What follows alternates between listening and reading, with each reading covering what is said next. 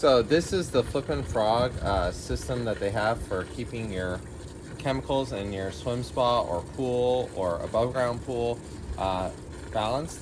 It's a great device. It has a simple setup here. You have the chlorine system here. That's the chlorine part of it.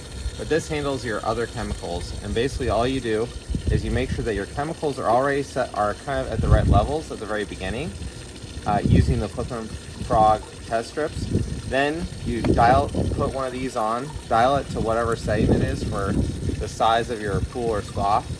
You'll need that based on your gallons. So you can go 1, 2, 3, 4, 5, and that determines how much of the chlorine gets distributed at a time. All you have to do is submerge it and get all the air out of it, and then it will basically balance like this. And the great part about it is that you know that it's empty when this rolls up. So then that's when you change it out.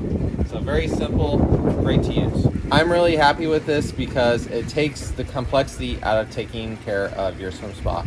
You just need to make sure you watch out for this being flipped upside down and change it out as soon as you see it upside down. But it's very good. It works really effectively at keeping the chemicals all balanced.